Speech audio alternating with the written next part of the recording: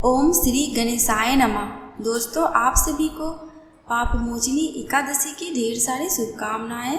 आज की वीडियो में जानेंगे चैत्र मास में पापमोचनी एकादशी कब है, पूजा का शुभ मुहूर्त, पारण का समय और हरिवासर का क्या समय रहेगा, ये भी जानेंगे और इसके साथ ही सुनेंगे पापमोचनी एकादशी की व्रत कथा।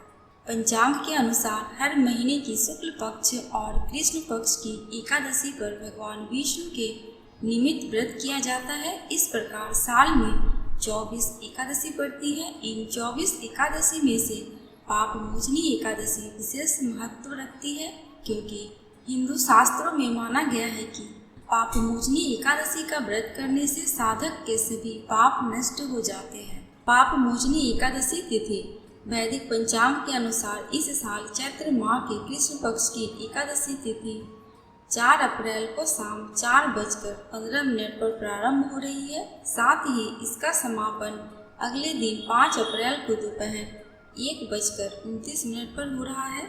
ऐसे में उदया तिथि के अनुसार पापमोचनी एकादशी का व्रत 5 अप्रैल दिन शुक्रवार को रखा जाएगा।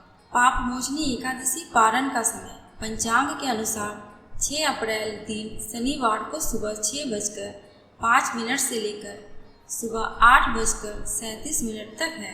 पापमोचनी एकादशी व्रत का पारण किया जा सकता है।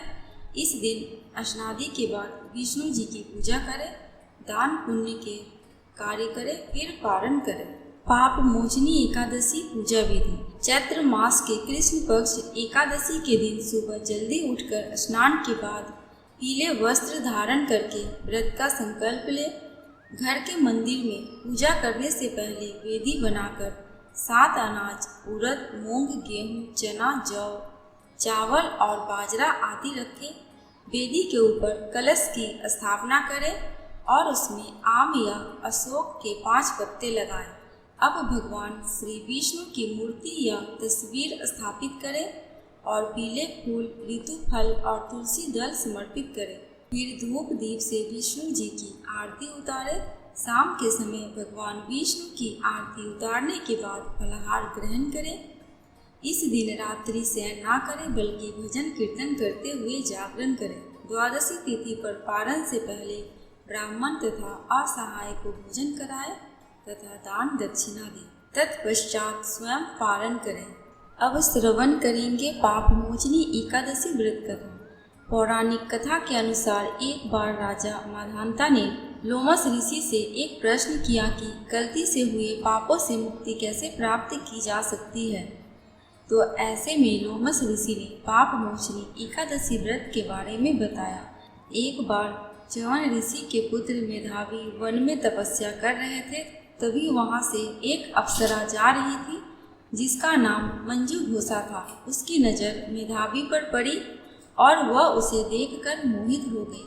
इसके पश्चात मंजू घोषा ने मेधावी को अपनी तरफ आकर्षित करने के लिए कई प्रयास किए। इस कार्य की मदद के लिए कामदेव भी सामने आ गए। तब मेधावी भी मंजू घोषा की तरफ आकर्षित हो गए। ऐसे में वह देवों के देव महादेव की तपस्या करना भूल गए। कुछ समय निकल जाने के बाद मेधावी को अपनी गलती का एहसास हुआ, तो उन्होंने मंजू घोषा को दोषी मानते हुए उन्हें पिशाचिनी होने का श्राप दिया, जिससे अप्सरा अधिक दुखी हुई। इसके बाद अप्सरा ने मेधावी से माफ़ी मांगी और इस बात को सुनकर मेधावी ने मंजू घोषा को चैत्र माह की पापमोचनी एकादशी व्रत के बारे में बताया। मेधावी के कहने पर मंजू घोषा ने विधि पूर्वक पापमोचनी एकादशी का व्रत किया। व्रत के पुण्य प्रभाव से अप्सरा को सभी पापों से छुटकारा मिल गया। इस एकादशी व्रत के प्रभाव से मंजू घोषा दोबारा से अप्सरा बन गई और स्वर्ग में वापस चली गई।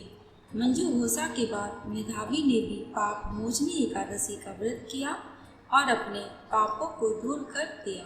कथा समाप्त। दोस्तों, कमेंट बॉक्स में भगवान विष्णु एवं माता लक्ष्मी की जयकारा लगाना बिल्कुल भी मत भूलना। आपको मेरे चैनल पे व्रत त्योहारों की जानकारियाँ एवं उनसे जुड़ी कथा कहानियाँ मिलती रहेंगी। अगर आपको ये वीडियो थोड़ी सी भी अच्छी लगी तो प्लीज़ मेरे चैनल को सब्सक्राइब करके मेरे वीडियो को लाइक एंड शेयर कर देना। अंत तक वीडियो में बने रहने के लिए आपका दिल से बहुत बहुत शुक्रिया।